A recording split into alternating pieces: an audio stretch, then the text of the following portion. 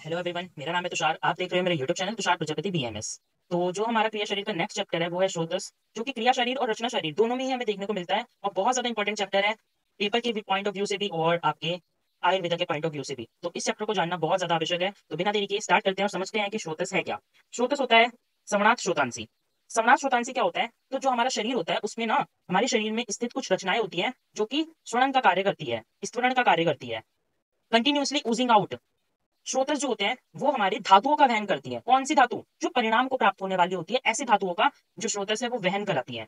तो कोई पूछे अगर आपसे कि स्रोतस का काम क्या है, तो स्रोतस परिणाम प्राप्त धातुओं का वहन कराने में मदद करती है, ये आप बोलेंगे।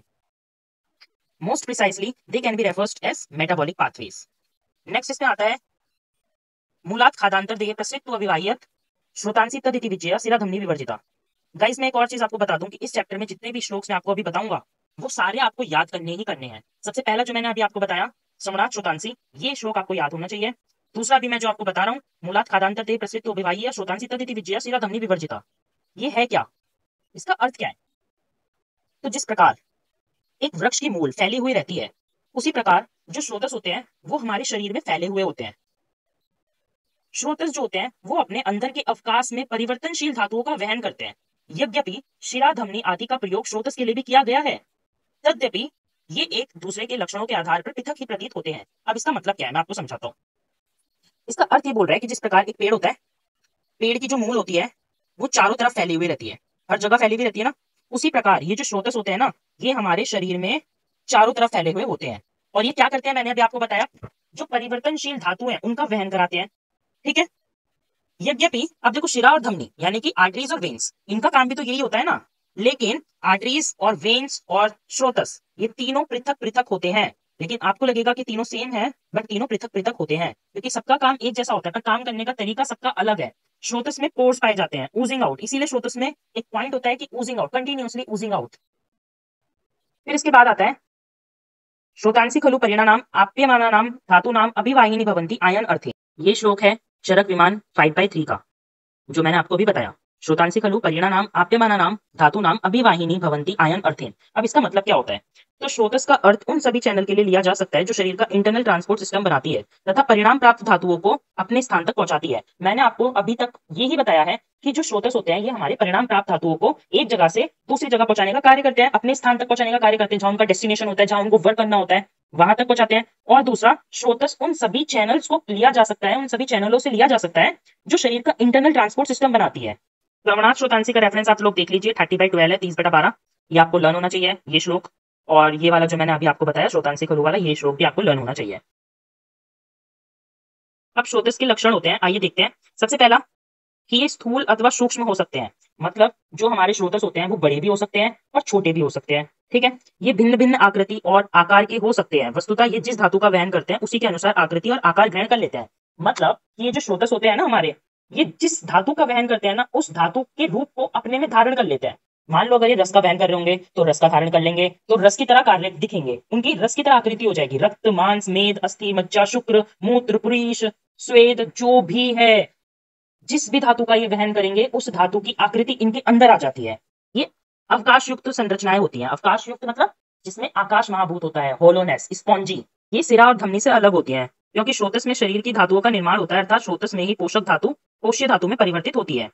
ये सिरा और धमनी से क्यों अलग होती है? क्योंकि मैंने अभी आपको बताया था स्रोतस में शरीर की धातुओं का निर्माण होता है। जो स्रोतस है इसमें हमारी शरीर की धातुओं का निर्माण होता है। ठीक है। स्रोतस में जो पोषक धातु होती है वो पोष्य धातु में परिवर्तित होती है। शरीर के सभी दोष धातु और मल अपने निर्माण, रूपांतर व कैटाबॉलिक के लिए स्रोतस पर ही निर्भर करते हैं। इस प्रकार दोष धातु मल की सामान्य क्रियाओं के लिए स्रोतस का सामान्य स्थिति में रहना अत्यंत आवश्यक होता है। तो ये बोल रहे हैं कि दोष धातु और मल, इन तीनों की साम्य अवस्था, अगर इन तीनों को हमें सम अवस्था में रखना है तो हमें जो स्रोतस है उसको सामान्य स्थिति में रखना पड़ेगा। अगर हमारे स्रोतसों में दुष्टि हो जाती है तो हमारे धातु, दोष धातु, मल में भी दुष्टि हो जाती है और जो हमारा शरीर होता है वो विकृत हो जाता है। अब देखो नोट्स में भी यही चीज है, स्रोतस के लक्षण। अब जो मैंने अभी आपको बताया था ना उसका ये श्लोक है, ये भी आपको लर्न करना पड़ेगा। क्या है? धातु सवनानी वृत्त स्थूल अनूणी च श्रोतांसी दीर्घानी आकृत्य प्रतांश त्रिशानी च। चरक विमान का ये श्लोक है। इसका मतलब क्या है? स्रोतस जिस धातु का वहन करते हैं उसी का वर्ण रंग प्राप्त कर लेते हैं। अभी मैंने आपको जस्ट बताया। स्रोतस अंदर से अवकाश युक्त होते हैं, अभी मैंने आपको बताया, मतलब खोखले होते हैं, वृत्ताकार होते हैं, चौड़े व पतले, लंबे, कोई गोल प्रतान के समान शाखाओं से युक्त होते हैं। तो मतलब जिस धातु का वहन करेंगे उसी का ही आकार ले लेंगे। अंदर से अवकाश युक्त होंगे तो गोल भी हो सकते हैं, चौड़े भी हो सकते हैं, विस्तृत भी हो सकते हैं, दीर्घ भी हो सकते हैं। स्वधातु सवर्णानी वृत्त स्थूल अणुनी च श्रोतांसी दीर्घानी आकृत्य प्रतान सदृशानी च। अगर आपको अर्थ एक बार समझ आ जाए ना तो आप श्लोक को इजीली याद कर सकते हो। अब श्रोतस के पर्याय क्या होते हैं? तो छिद्र, छिद्राणी, आशय, सिरा, धमनी, नाड़ी, पंथ्या, मार्ग, शरीर, ये सब आपको लर्न करने पड़ेंगे। श्रोतस जो होते हैं मैंने आपको बताया अंदर से अवकाश युक्त होंगे तो कौन सा महाभूत होगा? आकाश महाभूत। तो श्रोतस आकाश महाभूत की प्रधानता वाले होते हैं, मतलब अंदर से अवकाश युक्त होते हैं, सभी दृश्य और अदृश्य शरीर के अव्यक्त हैं, ये छिद्रों वाले होते हैं। बहुत ज्यादा छिद्र इसमें पाए जाते हैं श्रोतस में। तो सिरा क्या करती है? सिर्फ कैरी करती है, मतलब जो सिरा होती है वो सिर्फ एक जगह से दूसरी जगह को लेकर जाएगी। धमनी क्या करेगी? लेकर तो जाएगी, साथ ही साथ साउंड भी बनाती है, साउंड क्रिएट करती है, दब दब दब दब दब दब ऐसे जाती है। और श्रोतस कौन से होते हैं? जो कि कैरी तो करते ही करते हैं, साथ में continuously oozing out from the pores. श्रोतस में पोर्स पाए जाते हैं तो कंटिन्यूअसली ऊजिंग आउट होता रहता है। तो ये तीनों के बीच में एक छोटा सा डिफरेंस है, आप इसको याद कर लेना। अब बहुत ज्यादा जो इंपॉर्टेंट टॉपिक है वो है श्रोतस की संख्या। तो श्रोतस की दो संख्या होती है, एक होती है परिसंख्या और एक होती है अपरिसंख्या। परिसंख्या मतलब काउंटेबल, जिसको हम काउंट कर सकते हैं, और अपरिसंख्या मतलब होती है अनकाउंटेबल, जिसको हम काउंट नहीं कर सकते हैं। तो अपरिसंख्या सबसे पहली, अपरिसंख्या मतलब जिसको हम काउंट नहीं कर सकते हैं। इसका ये एक श्लोक है, इसको आपको याद करना है। इस चैप्टर में मैंने आपको अभी बोला है जितने भी श्लोक्स हैं वो सब आपको याद करने पड़ेंगे। तो एक पेपर पर लिख लेना और सारे डेली याद करते रहना। यावंत पुरुषे मूर्तिमंतो भाव विशेष तावंत एव अस्मिन् श्रोतांसी प्रकार विशेष। ये श्लोक क्या कहता है? ये श्लोक कहता है कि जितने लोक में भाव पाए जाते हैं उतने ही हमारे शरीर में श्रोतस पाए जाते हैं। तो शरीर एवं लोक में जितने भी भाव हैं उतने ही श्रोतस हैं, ये दोनों असंख्य होते हैं। और हमारे जो लोक में भाव होते हैं वो असंख्य होते हैं, ये आप पढ़ोगे पदार्थ विज्ञान में, लोक पुरुष साम्य सिद्धांत के अंदर आप लोग ये पढ़ोगे। यावंत पुरुषे मूर्तिमंतो भाव विशेष तावंत एवं अस्मिन् श्रोतांसी प्रकार विशेष। वहां पर दूसरा श्लोक है बट स्टार्टिंग इसी से होती है यावंत, तो कंफ्यूज नहीं होना है इन दोनों श्लोक में, क्योंकि वहां पे भी आपको याद करना पड़ता है, यहाँ पे भी आपको याद करना पड़ता है। मैं यहाँ पे पिक्चर लगा दूंगा उस श्लोक की, आप देख लीजिएगा। दूसरे टाइप के होते हैं परिसंख्या, मतलब जिनको हम काउंट कर सकते हैं। इसमें भी दो टाइप आते हैं, एक आता है अंतर्मुख और एक आता है बहिर्मुख। अंतर्मुख मतलब अंदर, जो शरीर के अंदर पाए जाते हैं, जो हमें दिखाई नहीं देते हैं, अदृश्य ओपनिंग होती है ऑब्वियसली, इसीलिए तो इसको अंतर्मुख बोला है, क्योंकि दिखाई ही नहीं देते हैं। तो ये आचार्य चरक के अनुसार और आचार्य सुश्रुत के अनुसार बहुत इंपॉर्टेंट है, ये आप बहुत अच्छे से ध्यान से सुनना मेरी बातों को। दो टाइप के होते हैं, एक बार मैं आपको चार्ट बना के दिखाता हूँ, अभी पहले एक बार बता देता हूँ। तो परिसंख्या में अंतर्मुख में दो टाइप के होते हैं, एक चरक के अनुसार और एक सुश्रुत के अनुसार। चरक के अनुसार 13 प्रकार, सुश्रुत के अनुसार 11 प्रकार होता है। 11 इंटू द्वंद्व होते हैं जिसको हम लोग 11 इंटू 2 22, तो 22 टाइप सुश्रुत के अनुसार, और वैसे होते हैं 11 को 2 से मल्टीप्लाई करते हैं, वो आगे बताता हूँ क्यों। और आचार्य चरक के अनुसार 13 प्रकार के होते हैं हमारे श्रोतस। दूसरे टाइप का जो श्रोतस आता है वो आता है बहिर्मुख श्रोतस। ये शरीर के बाहर होते हैं और इनकी ओपनिंग को देखा जा सकता है। तो कौन कौन से? दो तो होते हैं हमारे शरीर के निचले हिस्से में, एक होता है गुदा मार्ग और एक होता है मूत्र मार्ग, एक पीछे में और एक आगे। और 7 होते हैं सिर में। 7 सिर में कैसे? 2 आंख, 2 कान, 2 नाक और एक मुंह। समझ गए? तो कुल कितने हो गए? कुल 7 सिर में हो गए और 2 शरीर के निचले हिस्से में हो गए, तो टोटल हो गए 9। परंतु स्त्रियों में 3 मार्ग और अधिक होते हैं। 3 मार्ग में 2 स्तन के और 1 हमारा योनि मार्ग, तो टोटल स्त्रियों में 9 + 3 12। तो स्त्रियों में 12 होते हैं और पुरुषों में 9 होते हैं, ये बात आप ध्यान रखना। तो देखो यहाँ पे मैं अच्छे से आपको एक बार पूरा वर्गीकरण बता देता हूँ। तो देखो जो हमारे श्रोतस होते हैं वो 2 टाइप के होते हैं। श्रोतस हमारे 2 टाइप के होते हैं, एक तो होता है अपरिसंख्या और एक होता है परिसंख्या। अपरिसंख्या मतलब अनकाउंटेबल, परिसंख्या मतलब काउंटेबल। ठीक है, अपरिसंख्या में वही श्लोक आ जाता है यावंत पुरुष मूर्तिमंतो भाव विशेष वाला श्लोक, तावंत एवं अस्मिन् श्रोतांसी प्रकार विशेष। परिसंख्या, परिसंख्या 2 टाइप का होता है, बहिर्मुख और अंतर्मुख। बहिर्मुख में हमारा जो शरीर के बाहर होता है, जिसकी ओपनिंग्स हमें देखने को मिलती है। तो ये कौन कौन से होते हैं? बहिर्मुख में हमारे 2 निचले वाले भाग में आता है, एक गुदा मार्ग और एक मूत्र मार्ग। और 7 आते हैं हमारे सिर में। सिर में 7 कौन कौन से? 2 आंख, 2 कान, 2 नाक और एक मुख। तो कितने हो गए? 7 और 2 9। 7 + 2 9 होते हैं मेल्स के केस में। मैंने अभी आपको बताया 3 एक्स्ट्रा होते हैं फीमेल्स के केस में, 2 स्तन और 1 योनि। तो 3 और 9 + 3 12 होते हैं फीमेल्स के केस में। अब हम बात करें अंतर्मुख की, तो अंतर्मुख में इनके जो ओपनिंग्स होती है वो शरीर के अंदर पाई जाती है और ये अदृश्य ओपनिंग होती है। तो आचार्य चरक के अनुसार और आचार्य सुश्रुत ने अपनी अंतर्मुख बताई है स्रोतस के टाइप्स। चरक ने 13 प्रकार के बताए हैं और सुश्रुत ने 11 प्रकार के बताए हैं। द्वंद्व होते हैं तो 2 से मल्टीप्लाई करेंगे तो टोटल 22 टाइप्स के सुश्रुत जी ने बताए हैं और चरक ने 13 टाइप के बताए हैं। ये है पूरा स्रोतस का वर्गीकरण, स्रोतस की पूरा टाइप। इसको अच्छे से आप लोग पढ़ लेना, ये बहुत ज्यादा इंपॉर्टेंट है, हमेशा पूछा जाता है और मेरे को पूरा 100% मैं श्योर हूँ कि अब आपको समझ आ गया होगा। अब कौन कौन से अंतर्मुख स्रोतस तो चरक और सुश्रुत ने बताए थे, मैंने अभी आपको बताया। तो चरक ने 13 स्रोतस बताए हैं अंतर्मुख स्रोतस। कौन कौन से हैं? प्राण, उदक, अन्न, रस, रक्त, मांस, मेद, अस्थि, मज्जा, शुक्र, मूत्र, पुरीष, श्वेत, वहानम इति। तो देखो आचार्य चरक और आचार्य सुश्रुत। तो चरक ने कौन कौन से माने? प्राण, उदक, अन्न, रस, सॉरी रस, रक्त, मांस, मेद, अस्थि, मज्जा, शुक्र, मूत्र, पुरीष, श्वेत।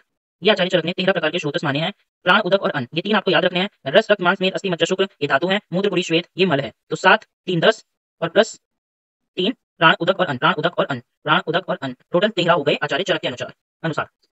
अब आचार्य सुश्रुत ने 11 माने हैं युग्म, 11 युग्म, जिसका मतलब युग्म मतलब मल्टीप्लिकेशन। तो 22 टाइप्स के आचार्य सुश्रुत ने माने हैं। हर एक 2 है, मतलब अगर प्राण है तो वो 2 है, उदक 2 है, 1 काउंट नहीं करेंगे हम उसको, 2 काउंट करेंगे, समझ रहे हो? तो कौन कौन से माने हैं? प्राण, उदक, अन्न, रस, रक्त, मांस, मेद, अस्थि, मज्जा नहीं माना है। शुक्र, मूत्र, पुरीष, श्वेत नहीं माना है। श्वेत की जगह आर्तव को माना है, आर्तव को माना है। तो काउंट करो 1 2 3 4 5 6 7 8 9 10 11। तो कंफ्यूजन इज आचार्य सुश्रुत ने अस्थि, मज्जा, श्वेत नहीं माना है, नहीं माना है। उन्होंने श्वेत के स्थान पर आर्तव को माना है,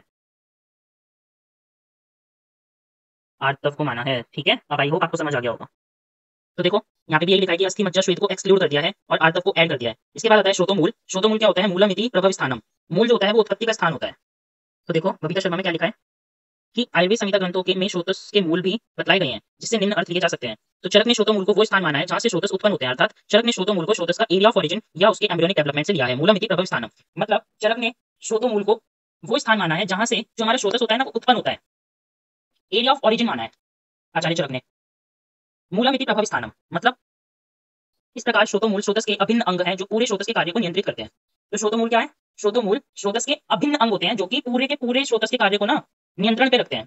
इनका स्वस्थ रहना पूरे स्रोतस की क्रिया के लिए आवश्यक होता है। इनकी कोई भी असामान्यता पूरे स्रोतस की क्रिया को प्रभावित कर सकती है। तो स्रोतसों के जो मूल हैं इनका स्वस्थ रहना बहुत ज्यादा जरूरी होता है। अगर इनमें कोई भी विकृति आ जाती है तो स्रोतसों में भी विकृति आ जाती है। अब यहाँ पे ना एक नोट दिया हुआ है जो कि बहुत ज्यादा इंपॉर्टेंट है। इसमें कुछ कुछ बहुत अच्छी चीजें बताई गई हैं, जैसे कि वात पित्त कफ आपने देखा धातु है, मल स्रोतसों में, तो दोष क्यों नहीं है? स्रोतसों को हम मतलब हमने दोषों को स्रोतस में ऐड क्यों नहीं करा? तो जो वात पित्त कफ होते हैं ना ये शरीर के सबसे महत्वपूर्ण घटक होते हैं, लेकिन आचार्यों ने इनके लिए पृथक स्रोतस की गणना नहीं की है, क्योंकि दोष किसी एक स्थान विशेष तक सीमित न रहकर पूरे शरीर में व्याप्त रहते हैं। तो जो दोष होते हैं ना वो हमारे पूरे शरीर में व्याप्त रहते हैं, जिसकी वजह से दोषों को स्रोतस की गणना में हमने शामिल नहीं कराया। ऐसे ही सेम सुश्रुत ने अस्थि और मज्जा को स्रोतस और श्वेतवह को, अस्थि, मज्जा और श्वेतवह स्रोतस को भी इसकी गणना में नहीं रखा है, क्योंकि ये भी संपूर्ण शरीर में व्याप्त रहते हैं। अब यहाँ पे एक बात लिखी है कि चरक ने विमान स्थान में स्रोतस संख्या बताते समय आर्तव व स्रोतस की गणना नहीं की है। चरक ने आर्तव का वर्णन ही नहीं करा ना, आपने अभी देखा था ऊपर।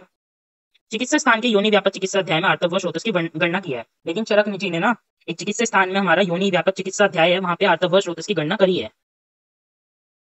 तो चरक ने चिकित्सा स्थान अध्याय 30 में स्तन्य व स्रोतस का वर्णन करते हुए रस धातु को इसके मूल बताया है। तो स्तन व स्रोतस के धातु, जो स्तन व स्रोतस है इसके मूल क्या है? रस धातु है। अब कुछ अलग टाइप के स्रोतस भी बताए गए हैं, जैसे कि मनोवह स्रोतस। आचार्यों ने मनोवह स्रोतस का पृथक से वर्णन नहीं किया है, किंतु चरक ने निदान स्थान में उन्माद रोग का वर्णन करते हुए मनोवह स्रोतस का वर्णन किया है। चक्रपाणि ने हृदय से निकलने वाली 10 धमनियों को मनोवह स्रोतस कहा है।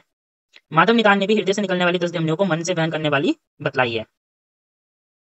संज्ञा व स्रोतस, ये कुछ अलग स्रोतस हैं जिनका आचार्यों ने वर्णन करा है, लेकिन यहाँ पे स्रोतसों में वर्णन नहीं करा है।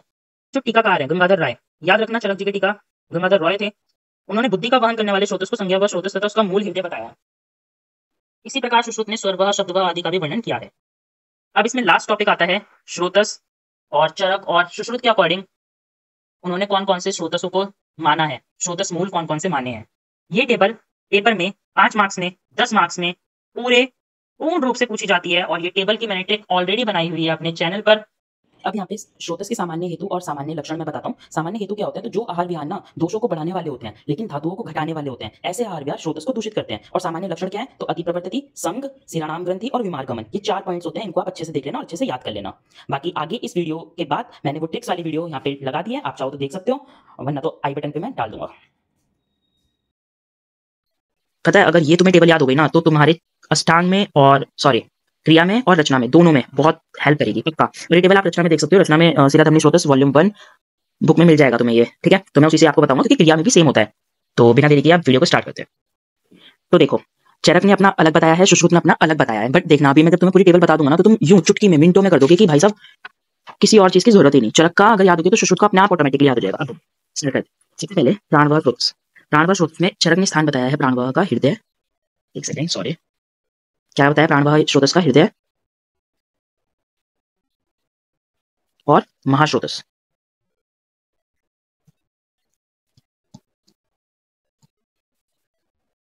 देखो, प्राण कहाँ होते हैं हमारे, प्राण हमारे दिल में होते हैं ना।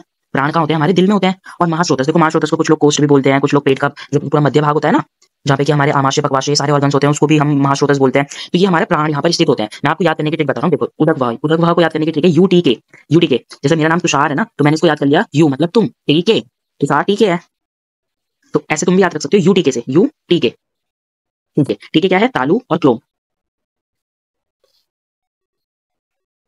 तालु क्लोम। तीसरा आता है अपना अन्नवह। अन्नवह स्रोतस का चरक के अकॉर्डिंग आता है आमाशय और वाम पार्श्व।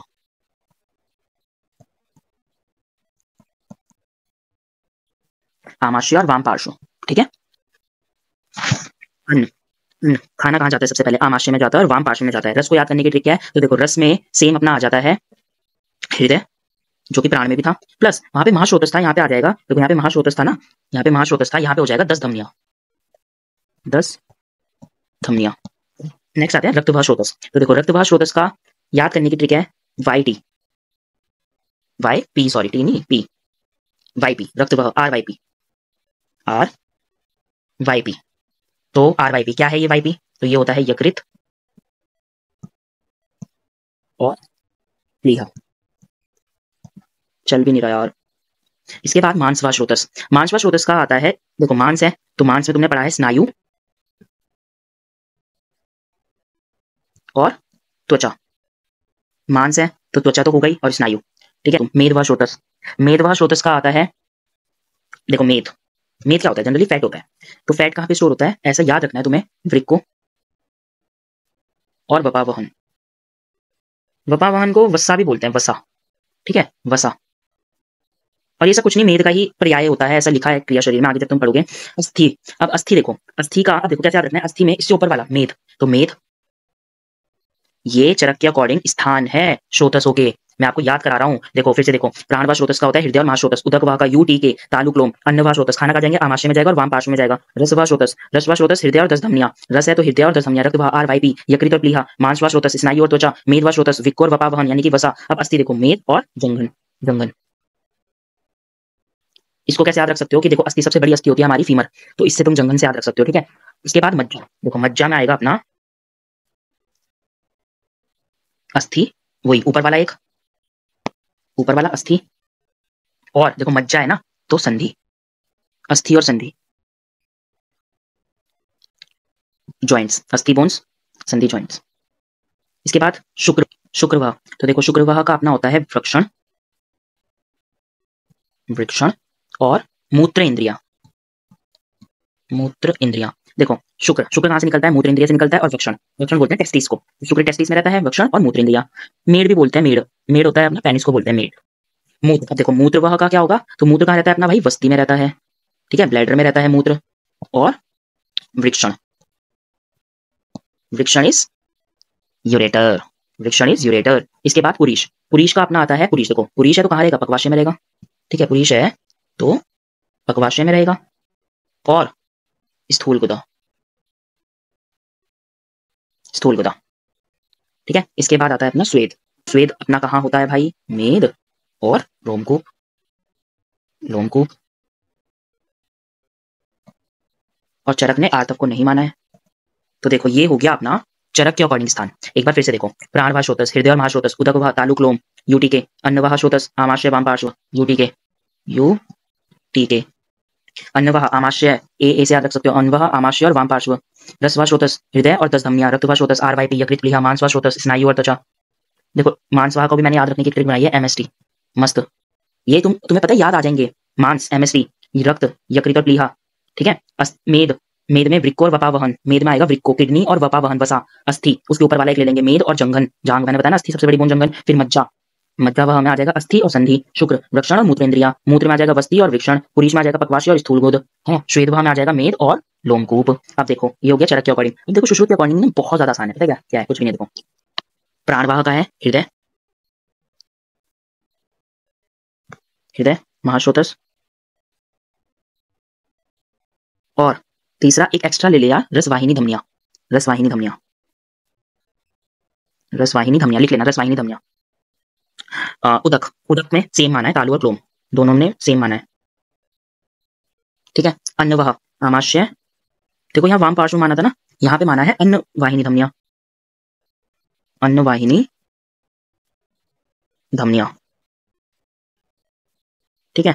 उसके बाद रसवाह स्रोतस, देखो यहाँ पे हृदय और 10 धमनियां माना था ना, दिल और 10 धमनियां, यहाँ पे माना है हृदय और रसवाहिनी धमनियां। बहुत आसान है, हृदय और रसवाहिनी धमनियां, ठीक है। उसके बाद आता है अपना रक्तवाह स्रोतस, देखो यहाँ पे यकृत और प्लीहा माना था, यहाँ पे यकृत प्लीहा और एक और एक्स्ट्रा हो जाएगा, रक्त है तो रक्तवाहिनी धमनियां, मतलब उनकी अपनी वाहिनी धमनियां हो जाएंगी, समझ रहे हो। एक बार मैं तुम्हें बस लिखवा दूंगा, उसके बाद मैं देखो पूरा पढ़ा दूंगा। उसके बाद मांसवाह स्रोतस, देखो मांसवाह स्रोतस सेम है, स्नायु और त्वचा, यहाँ पे भी आएगी स्नायु, त्वचा, और तुम बताओ क्या क्या क्या, तो रक्तवाहिनी धमनियां, सेम रक्तवाहिनी धमनियां आ जाएगी। यहाँ पे मांसवाहिनी धमनियां मत लिख देना, रक्तवाहिनी धमनियां आएंगी। तो फिर मेद, यहाँ पे है वृक्को और वपावहन ना, यहाँ पे एक बस कटी आ जाता है, कटी और वृक्को।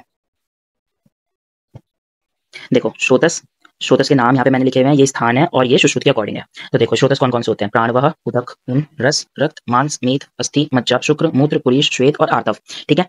चरक ने आर्तव नहीं माना है, ठीक है, चरक ने आर्तव को नहीं माना है, और सुश्रुत ने अस्थि, मज्जा और श्वेत को नहीं माना है। तो हम ये छोड़ देते हैं, हमारा काम और आसान हो गया। अब देखो प्राणवाह स्रोतस हृदय और महास्रोतस, हृदय और महास्रोतस माना है, उदक वाह, तालुक लोम, यूटीके, अन्नवाह आमाशय और वाम पार्श्व, रसवाह स्रोतस हृदय और 10 धमनियां, रक्त आरवाईपी यकृत और प्लीहा, मांसवाह स्नायु और त्वचा, एमएसटी, मेदवाह वृक्को और वपावहन, वसा बोलते हैं, अस्थि, मेद और जंघन, अस्थि, मेद और जंघन, मेद मैंने तुम्हें बताया इसके ऊपर का ले लेंगे, और जंघन जांग, मज्जा, अस्थि और संधि उसके ऊपर का ले लेंगे, मज्जा के ऊपर अस्थि और संधि और ऐड कर देंगे, अस्थि और संधि, शुक्र वृक्षण और मूत्रेंद्रिया, मूत्रवाह वस्ती और वृक्षण, देखो एक ये वक्षण है और एक ये वृक्षण है, ये है अपना टेस्टिस, ये है अपना यूरेटर। फिर पुरीशवाह में आ जाता है अपना पक्वाशय और स्थूलगोद, पक्वाशय और स्थूलगोद, पुरीश है ना तो पक्वाशय में आएगा, और स्थूलगोद श्वेतवाह में आ जाएगा मेद और लोमकूप। ये हो गया अपना चरक के अकॉर्डिंग। अब आते हैं अपने सुश्रुत भाई साहब के अकॉर्डिंग।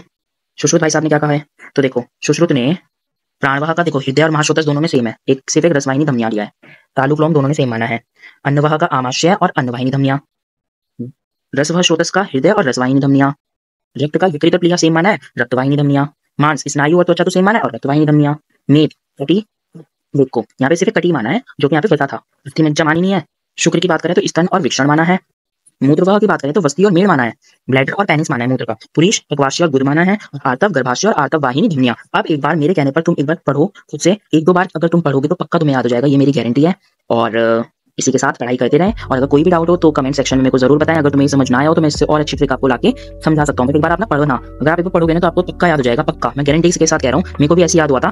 पढ़ना पड़ेगा, कुछ ना समझ आ रहा हो किसी चीज का मीनिंग तो कमेंट में जरूर बताना, और तब तक के लिए थैंक यू।